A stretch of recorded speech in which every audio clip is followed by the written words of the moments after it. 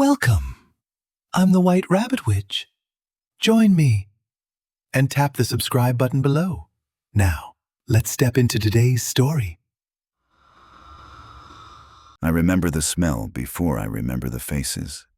It wasn't rot, not yet. It was something quieter. The ghost of bleach, the echo of metal cooling in air too dry for lungs. The morgue had a rhythm, and I learned it before I learned how to pray. They called it a summer job, though the calendar said February. I was 17, desperate for anything that paid by the hour. Cedar Valley County Hospital had a basement that never stopped humming. The halls were long enough to erase your own footsteps, and the walls drank the sound before it could come back to you. My job was simple. Clean the tables, wash the sheets, wipe what the living left behind. They didn't tell me about the rest, how the silence would feel heavier than any body. The first night, the elevator took me down alone. The button for B was smaller than the others, worn smooth by hands that never came back up. When the doors opened, the air changed. It wasn't cold exactly, it was patient.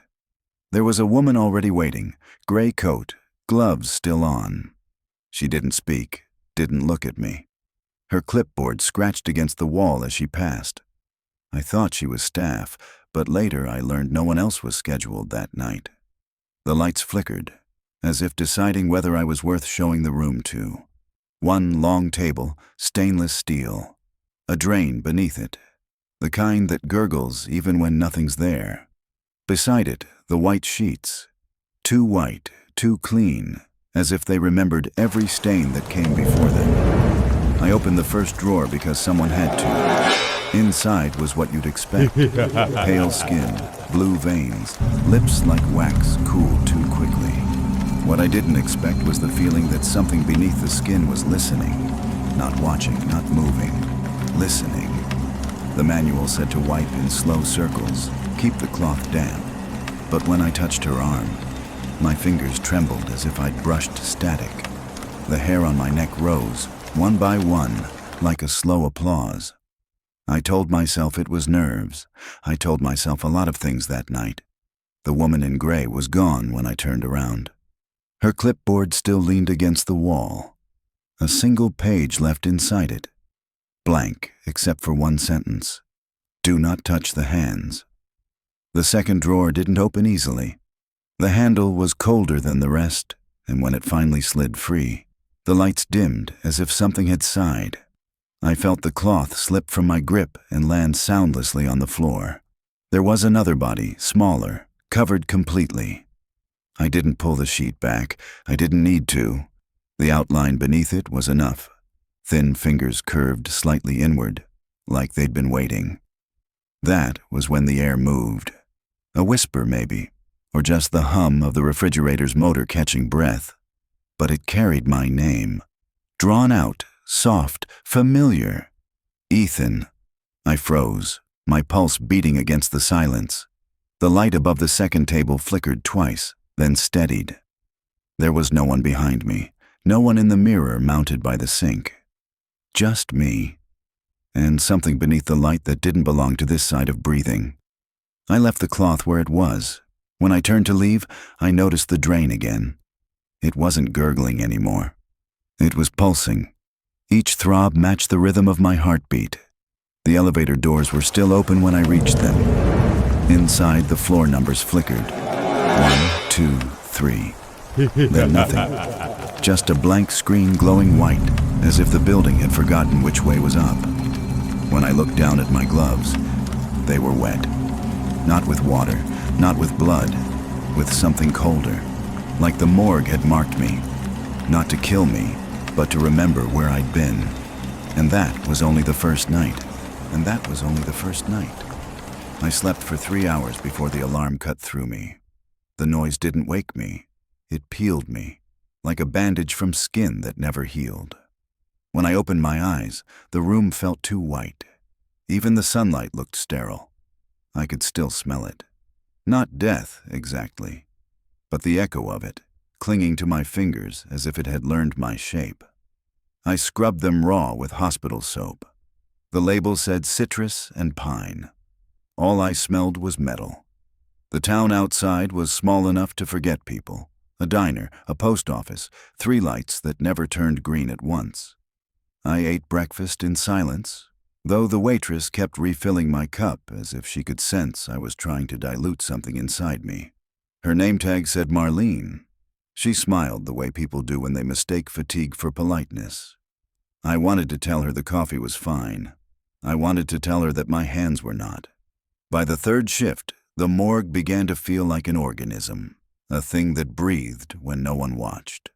The hum of the refrigeration units had a pattern now, like a language waiting for its vowels.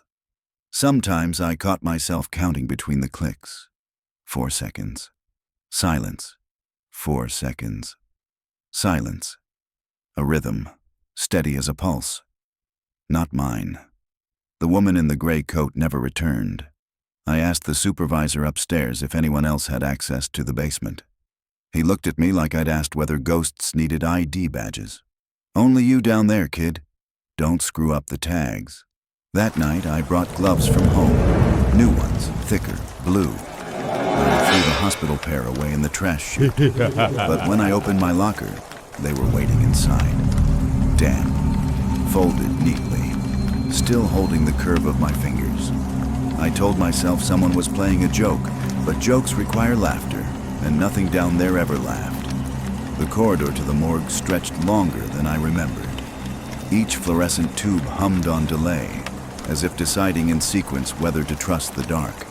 At the end, the metal door waited with its tiny window. Something moved beyond it. Slow, like breath pressed against glass. When I opened the door, nothing was there. Only the table, the drain, and the clipboard where I'd left it. The blank page still read, "Do not touch the hands." I ran my thumb over the ink. It wasn't ink. It was embossed, as though the words had been carved from the other side of the paper. The drawers were all shut, but the air felt occupied. I could hear a faint tapping from somewhere beneath the floor, irregular and deliberate.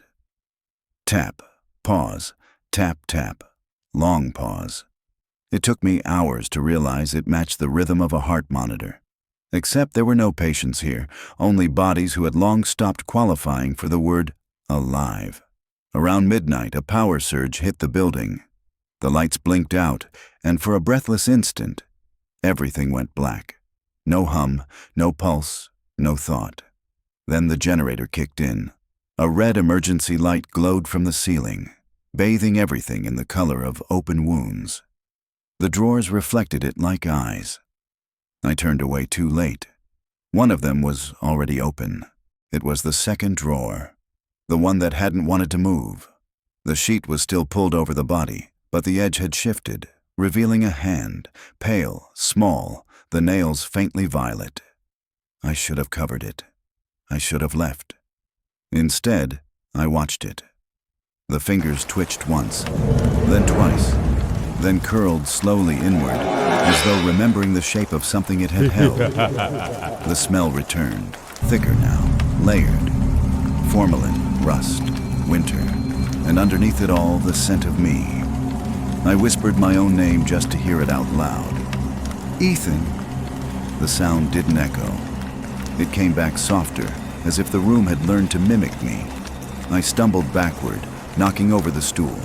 When it hit the floor, the sound stretched longer than it should have, like tape unspooling. I turned toward the elevator, but the panel was dark. No numbers, no button light. Only the reflection of my face, warped across stainless steel. Except my reflection was still standing when I stepped away. I remember running, or trying to. The corridor had grown narrow, the walls pulsing faintly with each flicker of the red light. Every door I passed was sealed, each with a small glass window fogged from the inside. I thought I saw movement behind one, shapes pressing against the glass, not to escape, but to see. When I reached the stairwell, the air thinned. Cold climbed from below, layer by layer, until breathing felt like swallowing ice. Halfway up, I stopped. The steps above me were wet, each footprint darker than the one before. They led upward and downward, as if two sets of feet had crossed paths, both belonging to me. I sat there until the emergency lights dimmed. When the main power returned, the corridor shrank back to its normal length, the door to the morgue standing half open like a mouth that had already spoken. I thought about quitting. I even wrote the resignation letter in my head. Thank you for the opportunity. But the moment I tried to picture handing it in, I couldn't see my own reflection in the supervisor's office window. It was as if the glass refused to remember me. By morning, I convinced myself it was exhaustion, the mind playing tricks. But when I washed my hands again, I saw something under the nails. Thin, translucent strands, like tissue or cobweb. They moved when I breathed. That night, I didn't go back to work. I tried to sleep. But sleep isn't rest when the body below the light still remembers you. Every time I closed my eyes, I saw the drain, pulsing. I felt the cold climb from my fingers to my wrist, as though the morgue had reached out and was still holding on. Around 3 a.m., the phone rang. I didn't answer. It stopped after one ring, then rang again, from inside the basement line I'd used at work.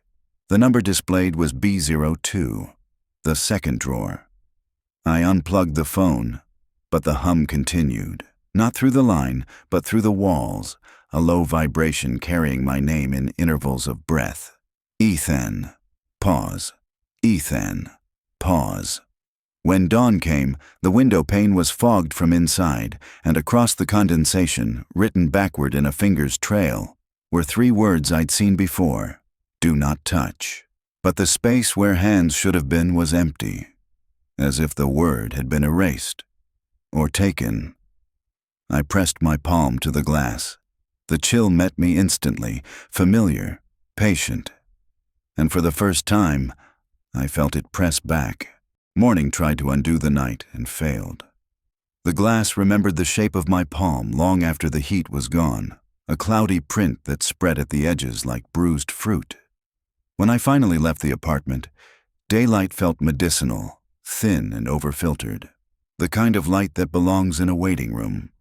My hands remembered the morgue better than the rest of me.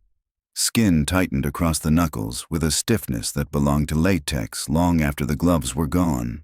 I flexed each finger as if counting them for inventory. They flexed back as if counting me. I told myself to go anywhere but down. I walked the long way to the bus, crossed streets I didn't need to cross, studied the faces inside parked cars as if a stranger's reflection could swap out my own. The town had the ordinary noises, delivery trucks hissing at lights, the rusted squeal of a cart outside the grocery, the small cough a person gives when they realize they've been waiting for nothing. But every sound skated along a surface I couldn't break. When the hospital came into view, brick and glass rising out of winter grass. The building watched me without eyes.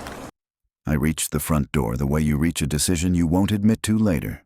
Upstairs, the lobby had its own weather.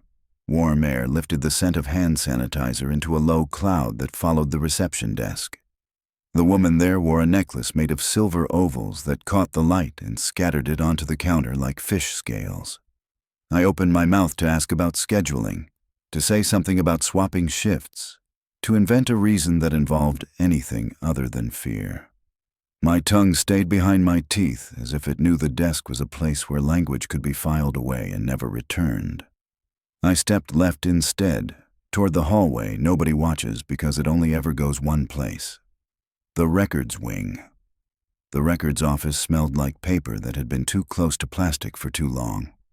I lifted the latch on the half door and slipped into a small archive room, the kind with filing cabinets that wear the dents of other people's keys. Bulbs studded the ceiling with an even light that flattened everything into compliance. A wall clock above the door ticked like a nail-tapping glass. I let that sound map the space, counting the distances between the work table, the cabinets labeled in black tape, the rolling ladder that tracked along a shelf high enough to require trust. I could justify being here if someone asked. New hire, orientation confusion, a mistake with a last name. I could justify a lot of things if someone asked. No one asked. Cabinet C, County Death Certificates 1993 to 1998, kept a thin, oily shine along the handles where fingers had agreed to form lines. I pulled the second drawer, the one indexed for H through L. Manila folders whispered across each other like dry grass under a low wind. I wasn't looking for anything, I told myself, and found it anyway. Harper, Ethan. The folder held a single sheet, a copy of a pre-printed form with boxes drawn as if the boundary of a square could force a fact into place.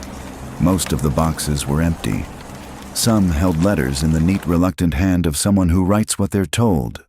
Nothing extra, nothing missing. Name, date of birth, county. There was no date of death. Instead, a penciled line where emptiness had its own value. Someone had taken the soft side of a number 2 and drawn a thin breath across the blank with enough pressure to suggest a future.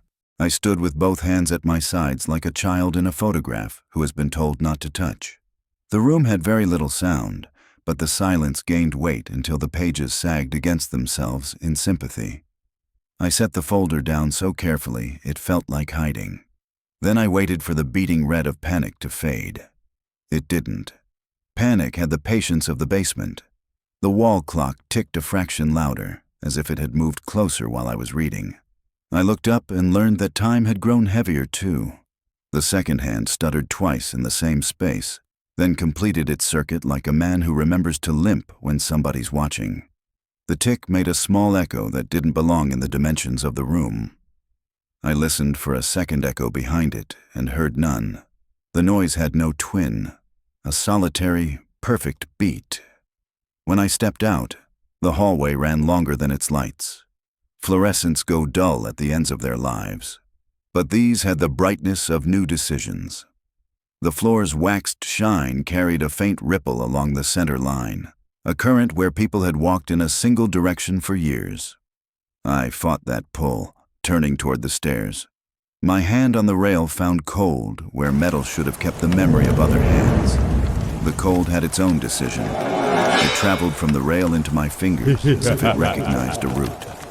Downstairs, the service corridor split itself in two. The left branch fed the laundry, steam rising from big-bellied machines that ate soaked cloth and spit out lines of disciplined dryness. The right branch led to B-level, to that door with the tiny window and the habit of breathing. The right branch was where the building stored its memory and imagined no one would ask for it back. My feet said left, then took me right. At the end of the corridor, the window in the morgue door reflected a thin version of me, stretched by the vertical glass into someone who, if he leaned forward, might never lean back. The keycard reader blinked its indifferent green. I gripped the handle. The door gave as if it had been waiting for me specifically, the way a dog recognizes the difference between footsteps without ever understanding what shoes are. Inside, everything was in its place. The table, the drain, the cabinet of brown bottles, the clipboard that kept its warning by pretending to be blank. I could catalog each thing without looking, the way people count rosary beads with their eyes closed. Counting didn't help. It only told me I had everything I needed to repeat what I had already done. I washed the table because that's what the job knows how to do. The sponge picked up scent and gave back a sheen.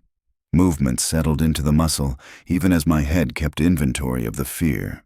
Circular strokes translated into a rhythm, and rhythm translated into the suggestion of ritual. Ritual is a doorway. The room waited to see if I would walk through.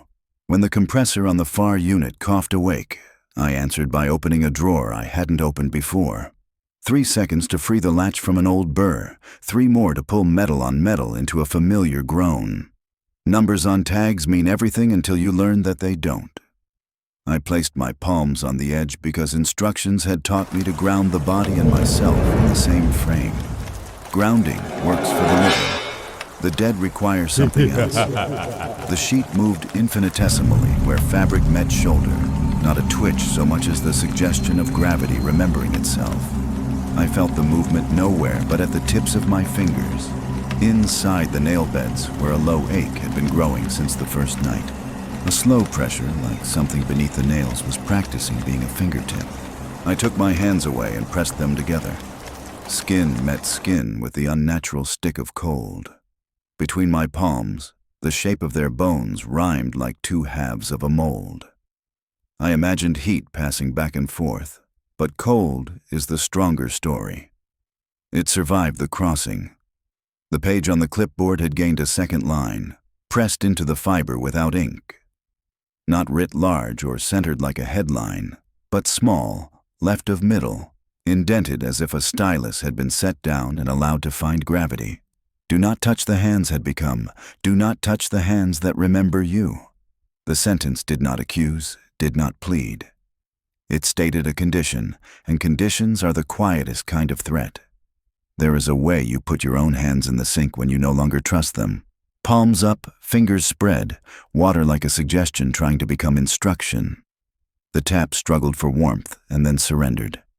I scrubbed as if I could rub my fingerprints back into place.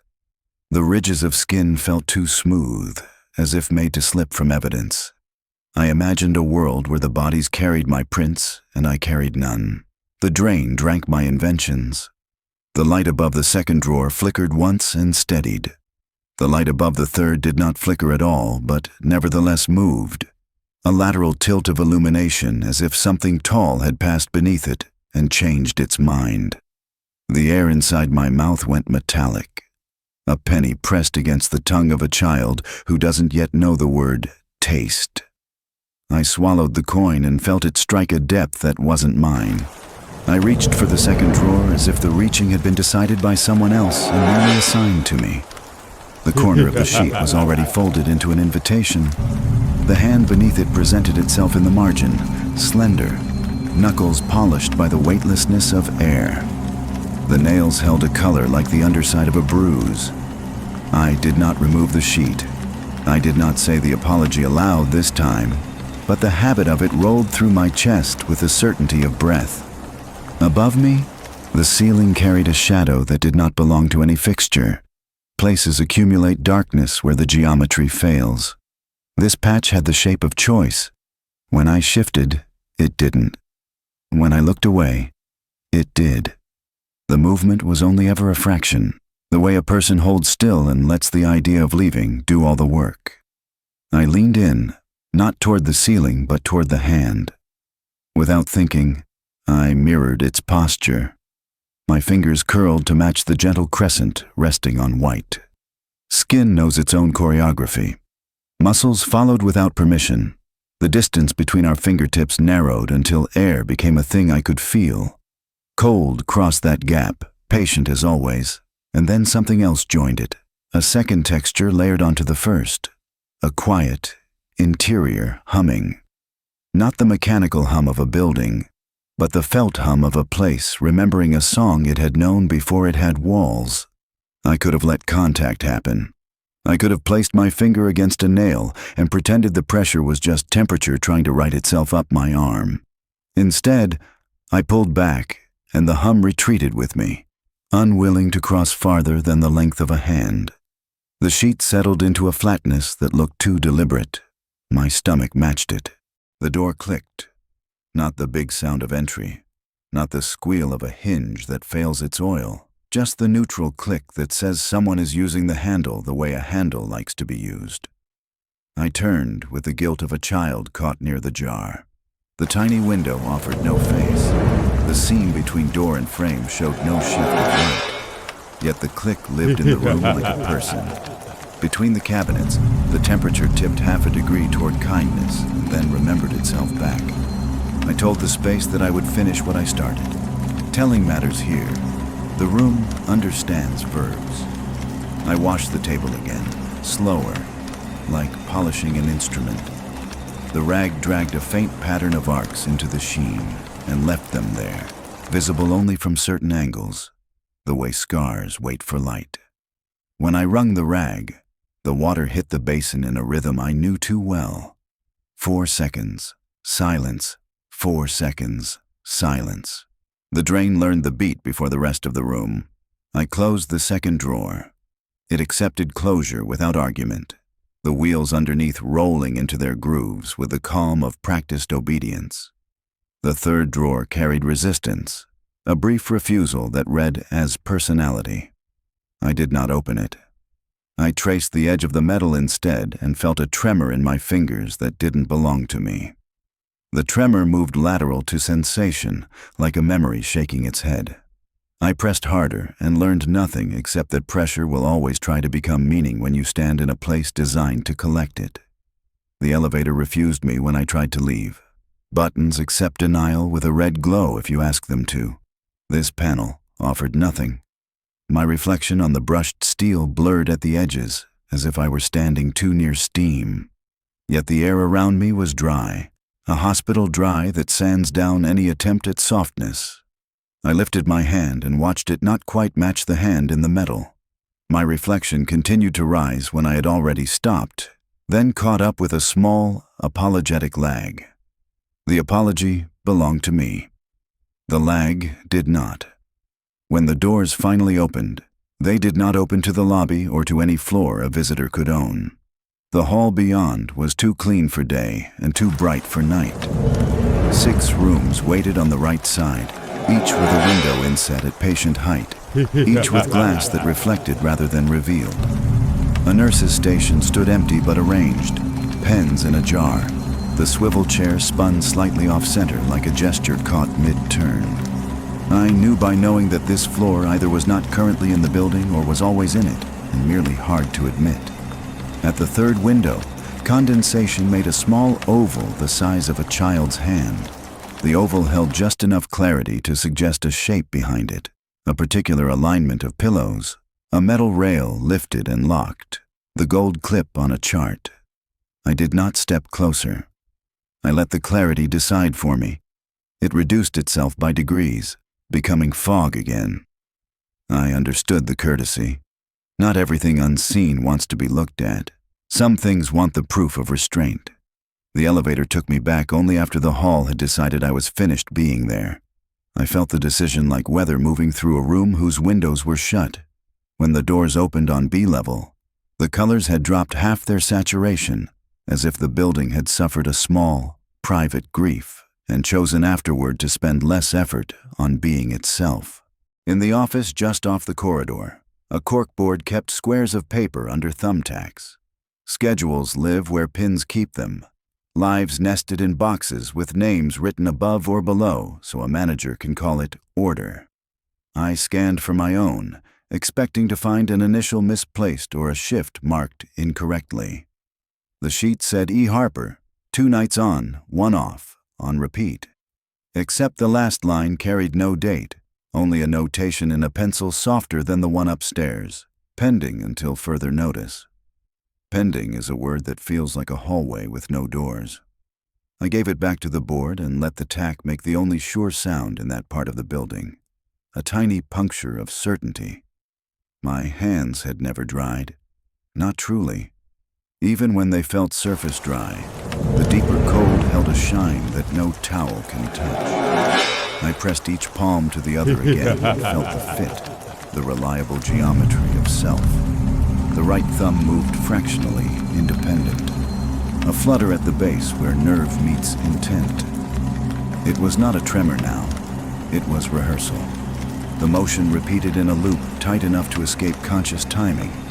I told it to stop in the wordless way you talk to your own body. It performed another repetition in answer, the way a child repeats an action because repetition is the only language wide enough to feel like safety. Down the corridor, a cart shifted 3 inches without a push. The wheels carried hair and thread from the laundry, evidence that gravity likes company. The shift made no noise. Object meeting object should report itself.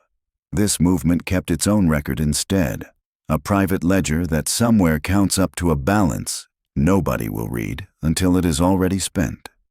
I locked the morgue door without remembering which hand I used. The elevator let me go this time with a quickness that felt like sympathy or dismissal. In the lobby, the silver necklace receptionist looked up with the kind of smile adults give children who show up in the wrong place with the right posture. The necklace had turned the light into a collar. I stepped outside and learned that afternoon had landed without me. On the walk home, window glass offered me back to myself with inconsistent accuracy. Some panes had been cleaned recently, and my image in them had hard edges, a person drawn with a ruler and pen. Others held dust that softened the outlines into someone you might admit you had seen without swearing to it. In one storefront, my reflection stood a beat behind, the now common lag that has no diagnosis. I adopted a rule then, a private one to replace the building's clipboard. Do not ask for confirmation from surfaces that refuse to know you. Mirrors lie in the way kind people lie, for your own good and theirs. Night did what it always does, and then did more. It draped the town in the correct colors, and then removed a little of the air as interest. I lay in bed and counted the beats between the streetlights' hum and the heater's cough. 4 seconds. Silence. 4 seconds. Silence. When sleep arrived, it came carefully, the way a nurse approaches a bed in a room where someone is half awake. In the dream, the morgue decided I'd been polite and offered me a gift, clarity without mercy. The second drawer opened by itself. The hand inside finished curling and touched mine. The contact did not burn. It did not freeze. It registered as recognition, as if skin had a memory it kept for emergencies. My fingers closed because that is what fingers do in the presence of holding. The ceiling leaned down to watch. The shadow that likes to be choice detached and took up space as if it had paid for it. The hum inside my bones tuned itself to a frequency that felt like belonging. The dream had no ending built into it. I woke because morning insisted and not because the scene had concluded. My hands kept the dream across waking. I lifted them into the light like a person showing proof of a miracle or its opposite. Palms bare, lines deepen. Small crossings where life allegedly means fortune. The right thumb performed its private loop again, not tremor, not tick, not external call. I pressed it still with the left and felt the left adopt the motion as if compassion were contagious. I dressed slowly so that the body could continue pretending we shared a single plan. On the bus, the driver carried the tired nobility of men who keep schedules for strangers. His mirror watched us without opinion. An advertisement across the aisle promised a tooth-whitening procedure that could make a smile look new in an hour, if only it had been difficult before. I thought about the color of the nails under the second drawer's sheet and tried not to imagine their shade altered. Some images are safe until you ask them to be different. Then they become personal. At the hospital, the day had its explanations ready. A delivery truck lined up badly at the dock. A doctor checked the time and pretended not to care about the seconds lost. A boy with a cast pointed at his own name written in blue marker and told it to behave. Ordinary things did the heavy lifting, as always. I let them pass and headed where the building keeps what ordinary cannot carry for long. In the basement corridor, I practiced a new way of moving, an angle of shoulder and timing of step that allowed for the possibility that someone would need to pass in the other direction without the need to make eye contact about it. The morgue door looked precisely the same. Repetition is an instrument buildings play until humans hear melody. The card reader glowed its permission. The handle had learned my grip and no longer bothered to resist. Inside, the air kept its posture, exactly the height of my sternum, as if it had measured me and found a comfortable place to lean. I spoke the apology this time, the one the attendant had taught me on the first night, the words that got filed as respect no matter what they actually meant. I added nothing and removed nothing. The room preferred phrases rehearsed to sentences invented, and I indulged its preference because indulging is cheaper than arguing. The second drawer waited. Sheet flat, corner creased. The third kept its personality quiet. The page on the clipboard held its embossed warning and offered no new lines. The ceiling shadow remained casual but attentive. The sink remembered my weight on its edge and met my palms with the same old metal distance. I began to work in circles, the sponge asking the steel to forget and being told it could only blur. The rag took on the room's smell and gave it back a little softer.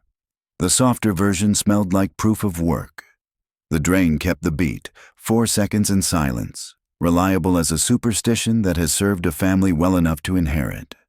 I folded the rag once more than necessary and let it rest across my wrist like a bandage you can remove whenever you choose not to. That choice mattered. It marked the difference between a job and a calling, between ritual and compulsion. When I reached for the second drawer again, I did it with the sense of a person turning a page in a book he both wants and refuses to finish. The hand that had learned to mirror mine did not appear at first. The sheet held the shape of the body beneath it with a neutrality that read as indifference. I lifted the fabric 1 inch and no more. Cloth surrendered the outline of knuckles and then their valley, the soft dip where rings had once kept promises. A nail caught the light and returned it without warmth. The hum in my bones rose half a note. The ceiling patched its shadow tighter. I placed my left hand on the edge and let my right hover above the revealed hand. The distance between us became a method. Not touching turned into a practiced thing, a stance I could hold longer than comfort, but shorter than collapse. In that held space, the room showed me something like mercy, a memory that belonged to no one present. The sink shone with a duller gleam. The cabinet door stood open to a degree that discouraged questions. The table bore an older scratch I hadn't noticed before, a long curve shaped like a sigh. The image arrived with the detail of a photograph and the privacy of thought. A culvert, rain-wet and hungry. A black case dragged against a root. The father in the burned face and the unburned eyes standing at a threshold he could not cross, waiting as if waiting were work. The girl in the bed upstairs learning to inhabit a body that wanted to belong to the future and had not yet been convinced. The briefcase that would finish a sentence started by panic and completed by exhaustion. I knew then that the hand beneath mine had not sought me merely for the shape we shared. It had sought the part of my days not spent in this room, the part that could still walk a field behind the hospital and accept the wet as an honest cost.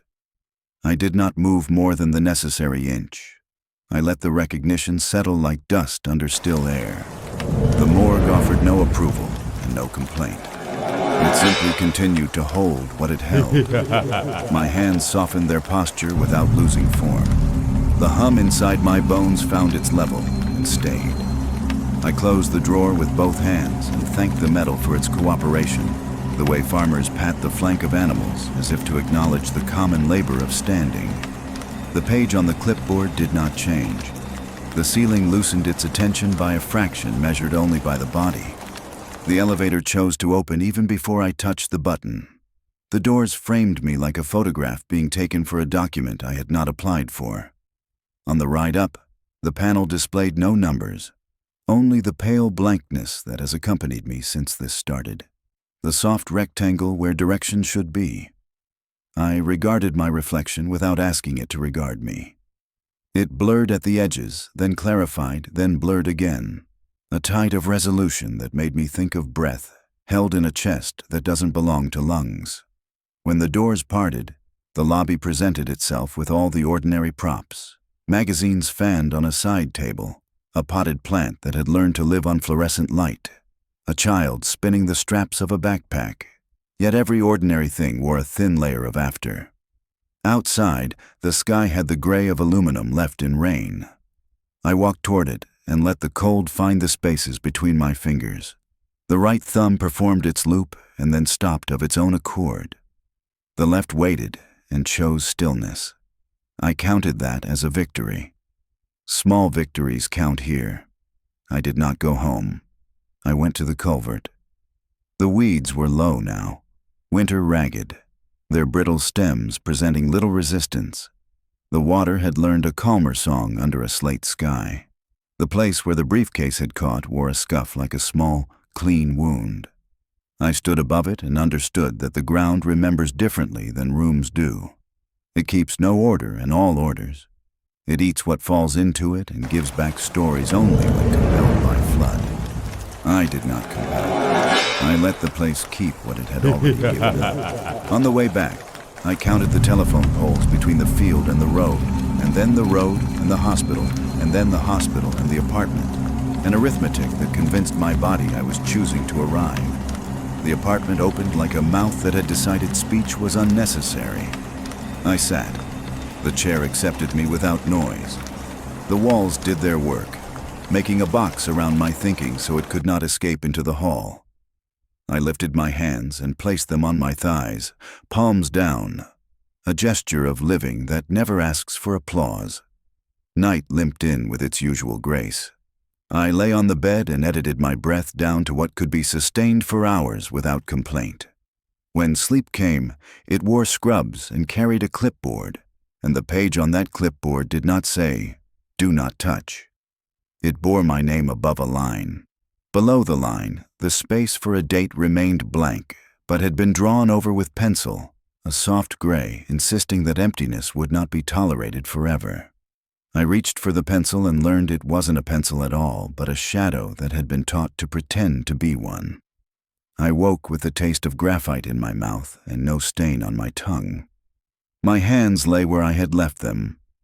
The right thumb did not move. The left did not volunteer. I counted that as a second victory. Smaller than the first, but small victories add an architecture to days that would otherwise be all corridor. When dawn lit the ceiling, I understood that the next shift was already waiting, that time does not lodge itself in calendars but in the places you return. The morgue does not ask for promises.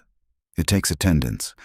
I would go because my name has been set down in a place that keeps the names of those who continue to show up and those who have stopped, and because the hands beneath the second drawer had learned the shape of mine, and recognition is a debt, and because the ceiling held a shadow that chooses. At some point, a choice is the same thing as a call. I stood.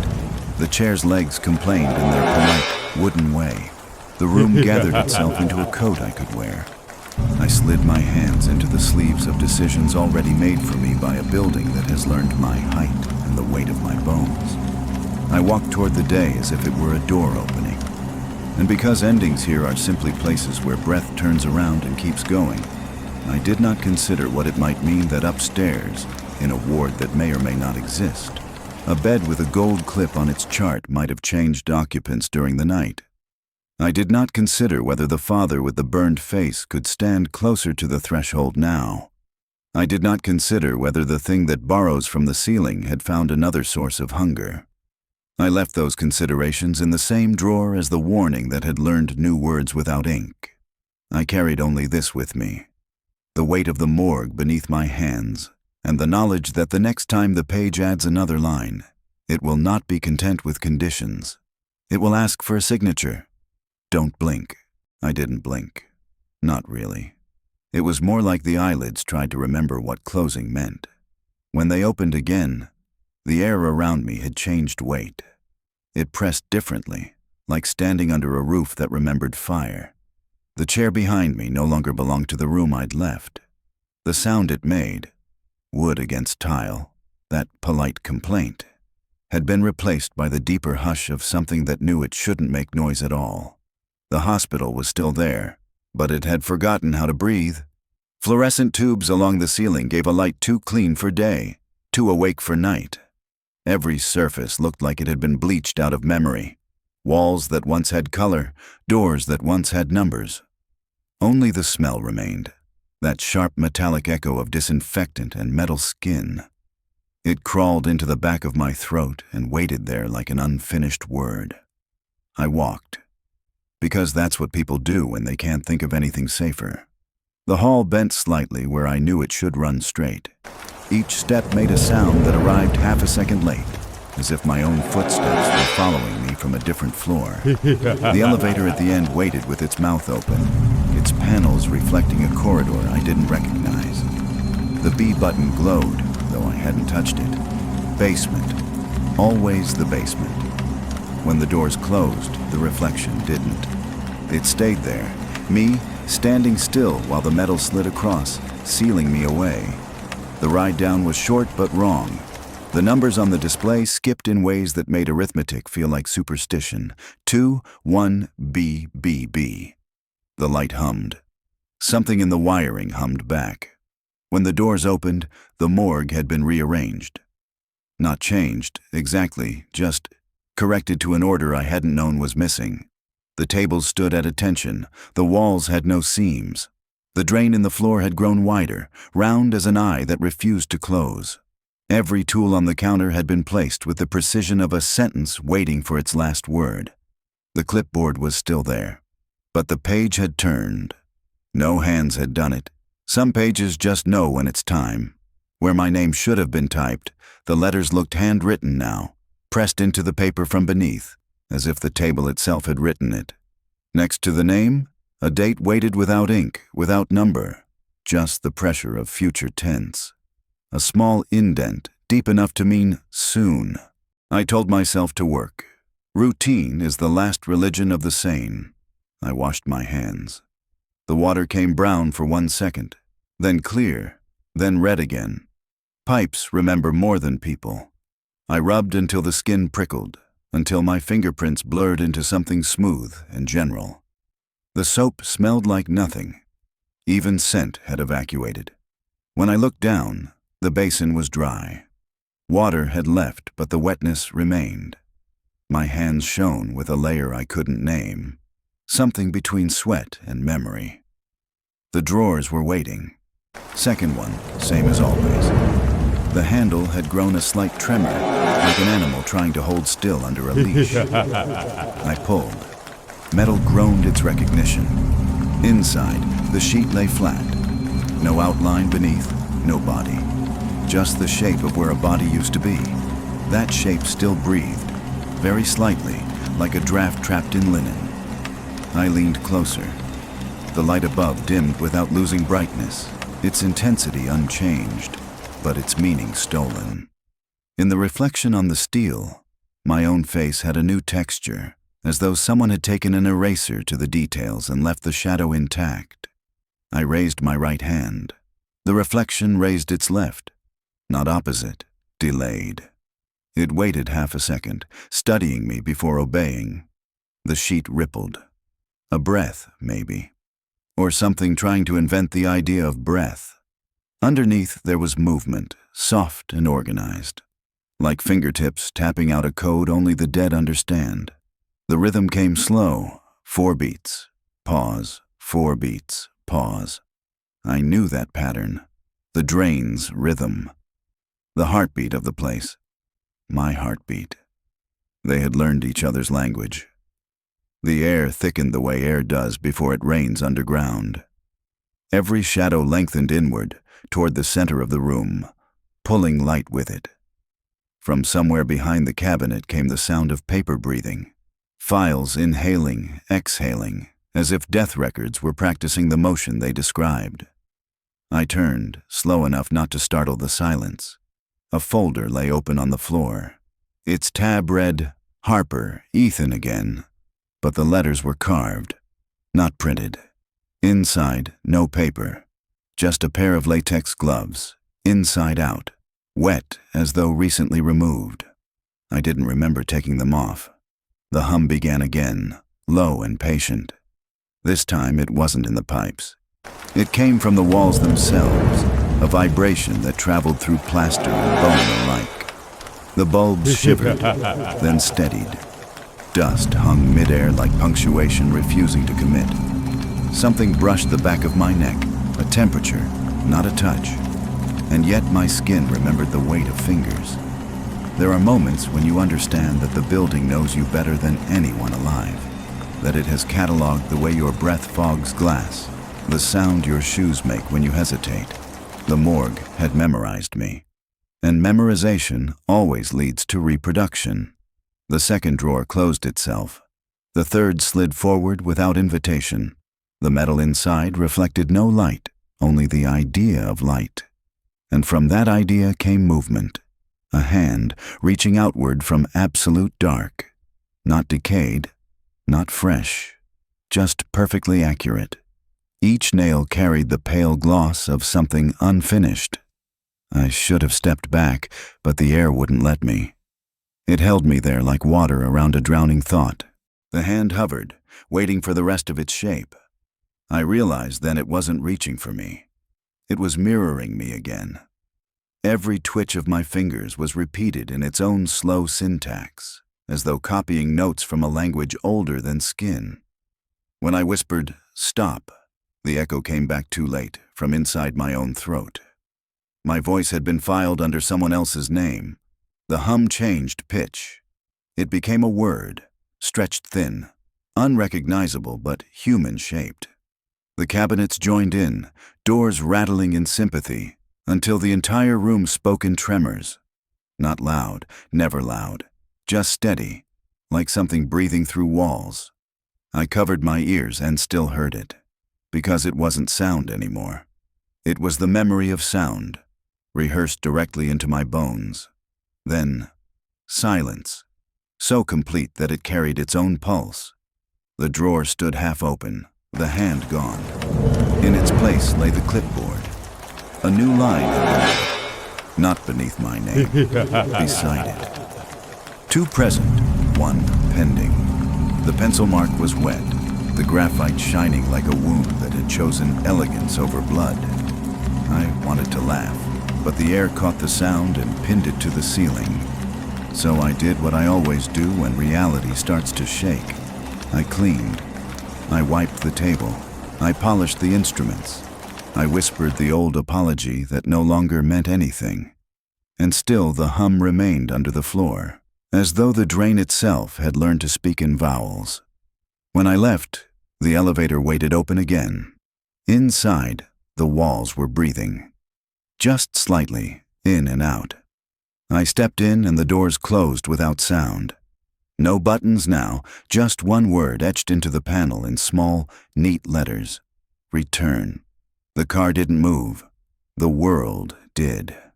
Gravity changed direction like an afterthought.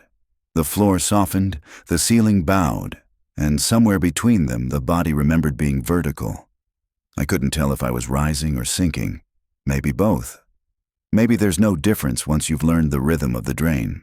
When the doors opened again, it wasn't to the hospital I knew. It was to the reflection that had been following me. Same corridors, same lights, but turned inside out, as if built for the dead to walk upright while the living flowed above them. Every sign was written backward. Every clock ran counter to its hands. And in the distance, faint as breath on cold metal, I could hear the sound of washing, steady, endless, deliberate. Someone else was at the table now. Someone who moved like me, breathed like me, flinched at the same places I did. The figure looked up. The face was mine, but polished smooth, the eyes open too wide, as though blinking had been permanently removed from its vocabulary. Its hands were already wet. When it smiled, it was only an arrangement of muscles learning how to confess. I understood then that I hadn't left the morgue. The morgue had left me. It had taken what it needed, and what it needed was someone to keep the rhythm. The light flickered once. The hum returned. A drawer opened somewhere behind me, patient as breath, and from that drawer came the smallest sound, latex stretching, fingers fitting a glove. The work was beginning again. I woke to motion that didn't belong to me. The first thing I noticed was the rhythm. 4 seconds, silence, 4 seconds, silence. It wasn't a heartbeat, but something that had borrowed the job. Air moved, but not because lungs demanded it. It moved because the room needed circulation. The light above me hummed its familiar hymn, sterile, constant, mercifully impersonal. A ceiling I had polished 100 times stared back, and for one fractured moment, I couldn't tell whether I was beneath it or behind it. When I tried to sit up, gravity answered late, like a distracted nurse responding to a bell she no longer fears. My hands reached first, obedient, practiced. They landed on steel, slick and spotless. Someone had been cleaning. Someone had done the work exactly the way I would have done it. I looked down. My gloves were on. Not the translucent hospital kind, the thicker ones, powderless, the ones that refused to let fingerprints decide anything. They fit perfectly. Too perfectly. I didn't remember putting them on. The morgue was quiet. Too quiet for morning, too heavy for night. Its silence had changed temperature, grown denser, as though waiting for sound was its new occupation. The drawers stood closed, aligned in rows like obedient thoughts. Every handle faced forward, the small engraved labels gleaming faintly. Harper, Ethan. The lettering looked fresher now, as if the brass had been replaced. I reached out and touched the nameplate. The metal felt warm. Body temperature warm. It pulsed once. Memory arrived like anesthesia wearing off. The elevator, the reflection, the hum beneath the floor, the hand that had mirrored mine. All of it replayed in silence behind my eyes, frames of a film that had been edited without care for sequence. Every scene led back to the same truth. I hadn't been released. I had been reassigned. The clipboard waited where I'd left it, though the handwriting had changed. Neat, exact, 2 present, none pending. Below that, a new line had been added, written in graphite so soft it shimmered under the light. Continuing under identical procedure. No signature, no need. I turned toward the sink. The faucet was already running. Water fell soundlessly, too thick to be water, too clean to be blood. When I touched it, the surface resisted, like glass pretending to be liquid. I held my hand under anyway, and the glove drank it in, darkening by degrees until the color became memory. The water refused to rinse away. It climbed my wrist, slow and deliberate, then stopped just below the elbow, satisfied with territory. I dried nothing. On the table, a new body waited. Small frame, young, skin that hadn't learned the language of time yet. The sheet reached only to the chest, leaving the hands exposed. Hands that were not my own, yet knew me. When I leaned closer, I saw that the fingertips bore faint gray crescents beneath the nails, the residue of graphite, as though the dead had been writing from inside the page. I should have felt pity. Instead, I felt recognition. Not empathy, just the quiet relief of seeing something that understands its role. I reached for the clipboard again, tracing the name with one gloved finger. E. Harper had been replaced by L. Harper. The letter changed, but the space it occupied was the same. Continuity by substitution. The building didn't erase, it evolved. The light dimmed without reducing brightness, the way an eye closes halfway to remember an image. From somewhere beyond the wall, the hum began again, slower, heavier, resonating in the spine rather than the air. The walls joined in, vibrating with a sympathetic ache. It wasn't noise anymore. It was pulse. The entire basement was breathing. I spoke, though I don't remember deciding to. The words came out in the calm tone of the night shift report. Subject is stable. No additional movement observed. Continue documentation as required. My voice was neither mine nor foreign. It was a sound inherited, passed down the way tools and habits are passed down to the next caretaker. The morgue didn't need people. It only needed continuity. And I had become that. When I turned to the mirror, it reflected not the room, but the version of it from before. The night of the first hum, the first drawer, the first touch. In that reflection, someone else was cleaning. Their movements were mine. Their rhythm was perfect. But where my face should have been, there was a blank, a soft distortion, as if glass had grown tired of definition. The cloth in their hand glided in circles, erasing nothing, polishing nothing, just maintaining the illusion of order. The elevator chimed. Once. Not from above, not from below, just from inside. The doors opened without motion, peeling back like paper torn by careful fingers. Inside stood a corridor that looked like sky at dusk, a gradient of steel fading to black. No walls, just distance. A single light flickered at the end, the color of old bone. I stepped in because there was nowhere else to go. The floor shifted with me, soft as breath, bending slightly to my weight. Behind me, the morgue sealed itself without sound. Ahead, something moved, slow, deliberate, confident. footsteps, my footsteps, but ahead of me. When I stopped, they stopped too. When I inhaled, they waited. When I exhaled, they began again. Not echo, anticipation. The corridor wasn't replaying me, it was predicting me. At the end of the hall, a second elevator waited. Smaller, its doors ribbed with frost. The panel had no buttons, only a small metal plate with words etched too shallow for comfort. I wiped the frost away with my thumb and read what was left of the inscription, "For continuation of service." I pressed my hand to the scanner beside it. It lit up red, then white, then settled on something between. The doors opened to a light that didn't belong in any building. It was soft, gray, patient. The kind of light you see through closed eyelids when someone says your name. Inside, the walls were covered in mirrors, dozens of them. Each one reflected a different version of me. Younger, older, burned, whole, uniformed, naked. Some blinked. Most didn't. One version stood closer to the glass than the rest, lips slightly parted, eyes too still. Its hands moved in slow rhythm. 4 seconds, pause, 4 seconds, pause. I raised mine to match. Perfect alignment. For the first time, the reflection didn't lag.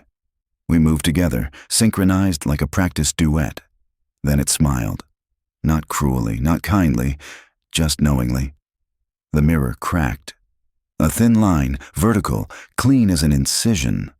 From the fissure, light poured out, not bright, but dense, heavy enough to fill the air like fog. It pressed against my skin, tracing every nerve until my outline began to hum. When I tried to step back, the floor leaned forward.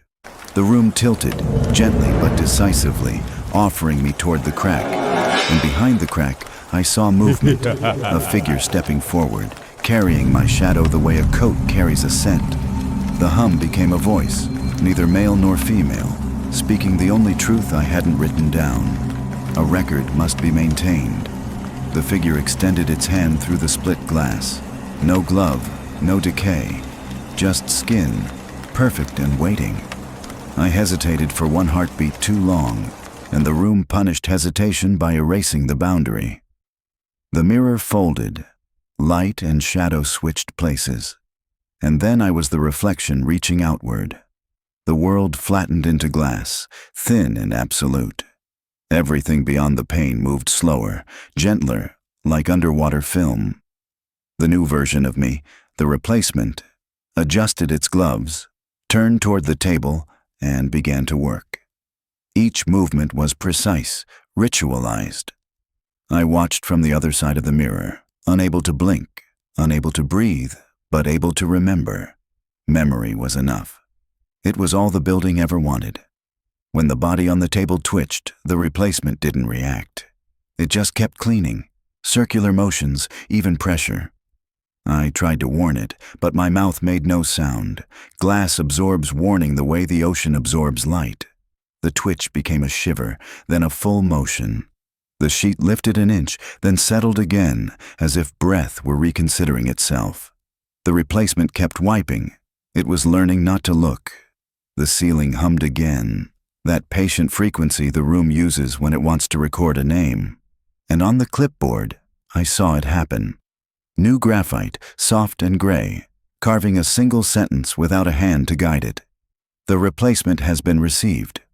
I watched until even the reflection stopped pretending to move, until the hum became my own, until everything I had ever done folded into repetition. There is no end here, only rotation, only continuation of service. And when the next body arrives, the one who will blink at the wrong time, the one who will touch the hands that remember, I will be here, inside the mirror, waiting to be replaced again. Tonight's story ends here. Before the light goes out, don't forget to subscribe and like. I'll return with another story of fear. This was The White Rabbit Witch.